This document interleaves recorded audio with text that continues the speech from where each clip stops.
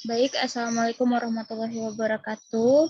Kami dari kelompok asuhan keperawatan keluarga dengan anak usia sekolah dari kelompok 1 yang beranggotakan Al-Hikmah, Miftahul Jannah, Ade Febriani, Natasha Valentin Putri, Dian Ayu Geminastifi, Dian Ruslan, Alivia Nuramini, Alivia Barokatul, Aprilia Pramuningtyas, Fatona Muhammad Hussein.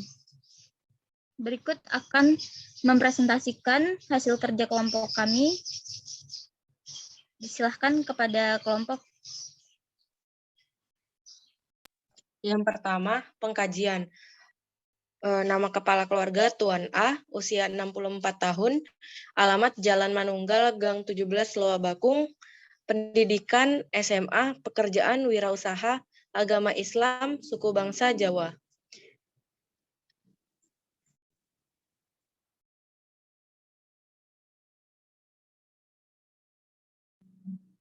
Selanjutnya, riwayat dan tahap perkembangan keluarga. Riwayat kesehatan saat ini. Pada saat dilakukan pengkajian pada keluarga Tuan A dan Nyonya N, ternyata Tuan A dalam keadaan sedang sakit dikarenakan komplikasi akut akibat diabetes mellitus tipe 2 yang dialaminya. Dan Nyonya N juga sedang dalam keadaan sakit dikarenakan kanker ovarium yang dialaminya. Keempat anak dari Tuan N dan Tuan A dan Nyonya N dalam keadaan sehat. Dan ibu dari Tuan A juga sedang dalam keadaan sehat. Riwayat penyakit keturunan. Riwayat penyakit keturunan yang ada pada keluarga Tuan A dan Nyonya N, yaitu diabetes mellitus, kanker, dan juga jantung. Selanjutnya adalah riwayat dan tahap perkembangan keluarga. Tahap perkembangan keluarga saat ini, Tuan A dan Nyonya N saat ini memiliki 4 anak, yang dimana anak terakhir berumur 12 tahun, dan saat ini masih berada di bangku kelas 6 sekolah dasar. Tahap perkembangan keluarga yang belum terpenuhi. Perkembangan keluarga yang belum terpenuhi pada Tuan A dan Nyonya N adalah pengendalian coping keluarga, dikarenakan keluarga Tuan A ini yang mengambil keputusan itu adalah kepala keluarga atau Tuan A sendiri. Namun sekarang kondisi Tuan A sedang sakit sehingga coping keluarga sedikit bermasalah karena semua beban atau segala bentuk keputusan diturunkan langsung kepada anak-anaknya. Selanjutnya akan dilanjutkan oleh teman saya. Baik, di sini ada pengkajian lingkungannya. Yang pertama di sini ada karakteristik rumah, yaitu luas rumahnya 20 kali 18 meter. Terus itu yang kedua ada tipe rumah, yaitu permanen, kepemilikan rumahnya, hak milik pribadi, jumlah dan rasio rumah atau ruangan, 2 ruang tamu, 5 kamar tidur, 1 musola, dan 3 kamar mandi, 3 WC, 1 dapur, dan 1 tempat jemuran baju. Ventilasi atau jendelanya 15 jendela dan ventilasi.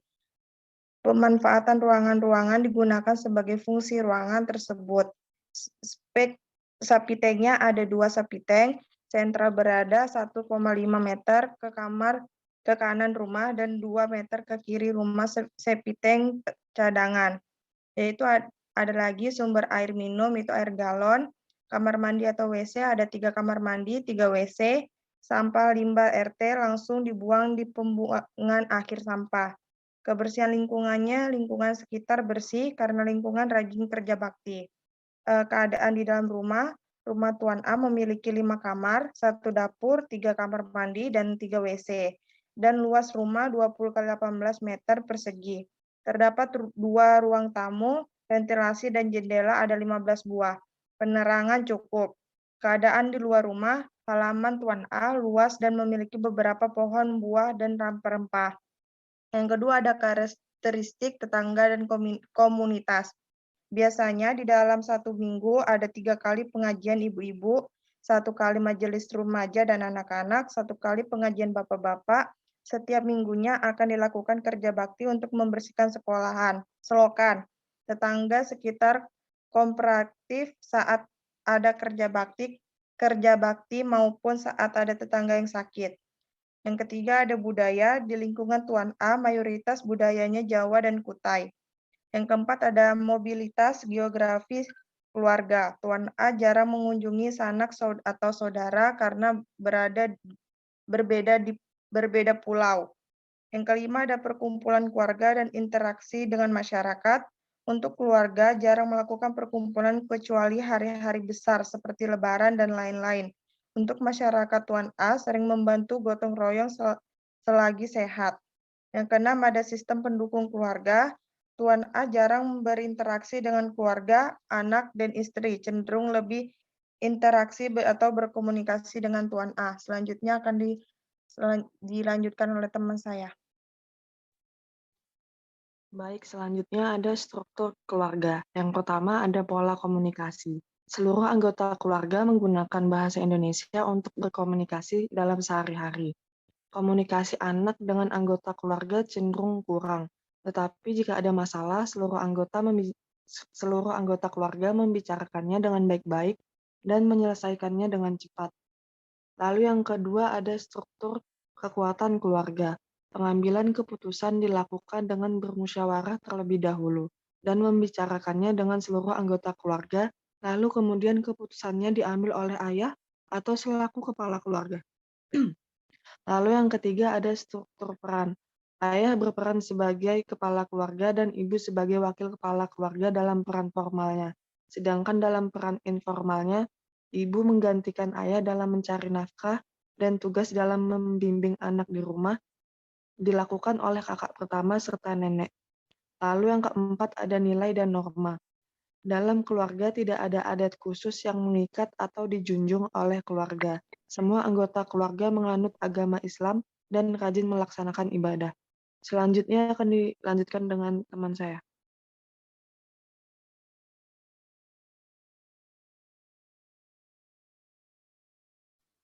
Bisa di next. PPT-nya. Oke, lanjut ada fungsi keluarga di mana ada peran-peran masing-masing keluarga, ada sosialisasi, ada fungsi keperawatan, ada fungsi perawatan kesehatan, ada fungsi reproduksi, fungsi ekonomi, keterangan lain. Peran masing-masing keluarga. Tuan A belum bisa melakukan tugasnya sebagai kepala keluarga dengan baik karena sedang sakit. Nyonya berperan sebagai ibu dan mencari nafkah sehingga belum bisa mengerjakan tugasnya dengan baik. Anak pertama hingga anak ketiga mengatur tugas rumah tangga untuk membantu meringankan tugas ibu, sedangkan anak terakhir tidak melakukan hal-hal berat, tetapi anak keempat cenderung pendiam. Untuk sosialisasi, hubungan Tuan A dan Nyonya N kurang baik dikarenakan kondisi kesehatan dan masalah suami istri. Untuk anak terakhir cenderung pendiam dan jarang berkomunikasi baik terhadap kakak-kakaknya dan orang tuanya. Lanjut, fungsi perawatan kesehatan. Yang A, menurut keluarga, masalah kesehatan apa yang sedang dihadapi keluarga? Menurut anak R, selaku anak pertama, ayah dan ibunya memiliki penyakit yang cukup parah. Ayahnya komplikasi dan ibunya penderita CA ovarium. Yang B, apa yang dilakukan keluarga dalam menghadapi masalah kesehatan yang sedang dialami? Dari anak pertama mengatakan bahwa ayah dan ibunya melakukan kontrol ke rumah sakit setiap bulannya dan melakukan pemeriksaan laboratorium setiap bulannya. Yang keempat, fungsi reproduksi. Keluarga sudah tidak ingin menambah anak lagi. Yang kelima, keterangan lain. Nyonya N sudah tidak menggunakan kontrasepsi dan sudah melakukan tindakan pengangkatan rahim akibat CA ovarium. Yang keenam, fungsi ekonomi. Menurut anak R, status ekonomi mengalami penurunan akibat pandemik, tapi dalam memenuhi bahan makanan dan sandang masih bisa diatur dan didapatkan. Selanjutnya akan dilanjutkan oleh teman saya.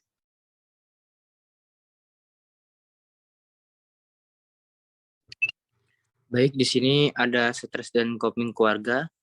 Yang pertama ada stres jangka pendek. Tuan A mengatakan jarang mengalami stres, sedangkan Nyonya N sering mengalami stres karena kondisi ekonomi dan terutama terhadap anak terakhir, anak Z. Karena takut anak Z mengalami pendidikan yang kurangnya kasih sayang dan lainnya.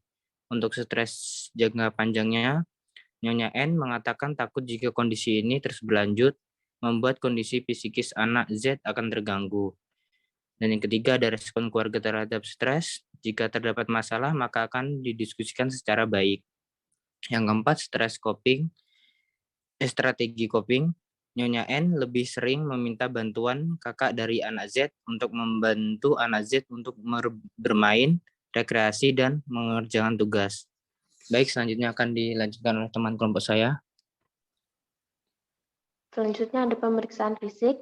Keadaan umum, berat badan 73 kg, tinggi badan 167 cm, kepala, rambut pendek lebat, mata kecoklatan dan anemis, sklera ikterik, hidung bersih, mulut bersih, berwarna pink cerah, telinga bersih, leher, JVP normal, kelenjar tiroid normal, dada, mame bulat, tidak ada nyeri tekan, inspeksi bulat, tidak ada ruam merah, palpasi teraba keras atau tidak ada massa. Paru, infeksi simetris, palpasi tidak ada massa, perkusi bunyi normal, auskultasi terdapat bunyi mengi.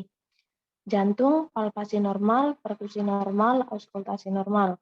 Abdomen, infeksi tidak ada ruam kemerahan, lesi dan lainnya, palpasi tidak ada terdapat massa, auskultasi bunyi peristaltik normal, perkusi terdengar bunyi kembung. Genitalia bersih dengan sedikit mons pubis, ekstremitas bawah, inspeksi terdapat bekas luka atau lesi, perkusi tidak ada kelainan. Selanjutnya akan dilanjutkan oleh teman saya.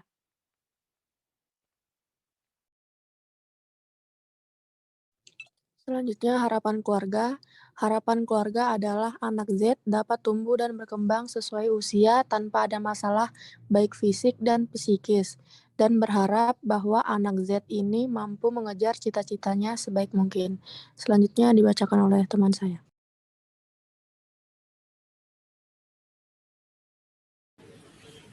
Baik, untuk analisa data subjektif, Nyonya N sering mendapati anak Z berdiam diri. Nyonya N sering mendapati anak Z jarang berkomunikasi dengan ortu dan sanak saudara. Anak Z mengatakan sulit berkomunikasi karena takut. Anak Z mengatakan untuk mengerjakan tugas sekolah sering meminta bantuan kepada kakaknya. DO-nya paling cenderung diam, kontak mata terlihat kurang, ekspresi wajah tidak nyaman. Untuk problemnya, kurangnya pengetahuan tentang tugas pengembangan keluarga dengan anak usia sekolah. Etiologi adalah ketidakmampuan keluarga mengenal masalah tugas perkembangan keluarga dengan anak usia sekolah.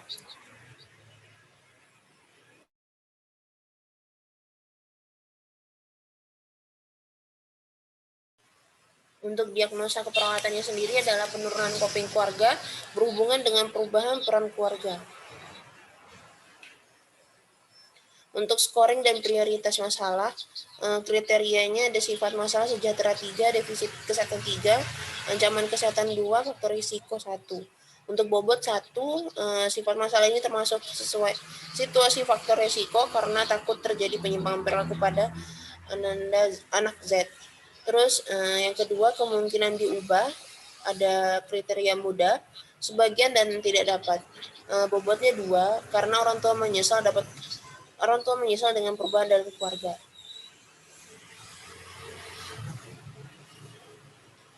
Yang ketiga, ada kemungkinan dicegah dengan kriteria tinggi 3, cukup 2, rendah 1. Karena orang tua di sini seharusnya bisa menjadi support system dan membantu anak ketika mengalami kesulitan dalam mengerjakan tugas dan berinteraksi sosial. Terus untuk keempat, ada menonjolnya masalah membutuhkan perhatian segera, sehingga tidak membutuhkan perhatian segera, tidak dirasakannya sebagai masalah atau kondisi yang membutuhkan perubahan. Dengan nilai 1, masalah memang perlu ditangani, tetapi sifat masalah ini tidak gawat dan bisa diselesaikan secara bertahap. Totalnya ada 5, sehingga masih harus dilakukan pendekatan lagi kepada keluarga.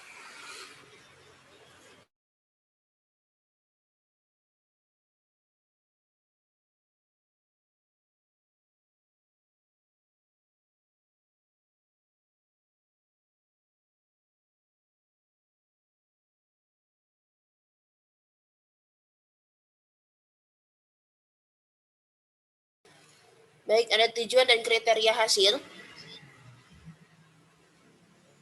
Diharapkan setelah dilakukan tindakan keperawatan selama 3 kali 30 menit, Dalam 1 minggu, status coping keluarga menjadi membaik dengan kriteria hasil. 1 toleransi dari skala 2 yang cukup memburuk menjadi skala 4 cukup membaik. Perilaku mengabaikan anggota keluarga dari skala 2 cukup meningkat menjadi skala 4 cukup menurun. Selanjutnya akan disampaikan oleh teman saya.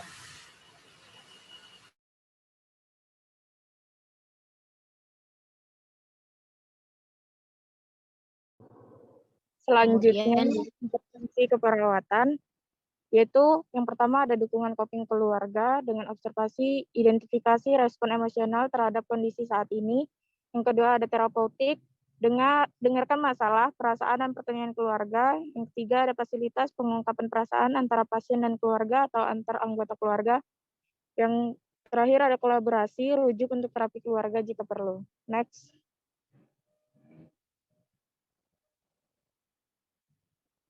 Selanjutnya akan dibacakan oleh teman saya.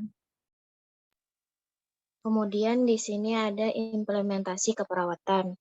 Yang pertama yaitu mengidentifikasi respon emosional terhadap kondisi saat ini. Kemudian yang kedua ada mendengarkan masalah, perasaan, dan pertanyaan keluarga. Kemudian yang terakhir ada memfasilitasi pengungkapan perasaan antara pasien dan keluarga atau antar anggota keluarga. Selanjutnya akan dilanjutkan oleh teman kami.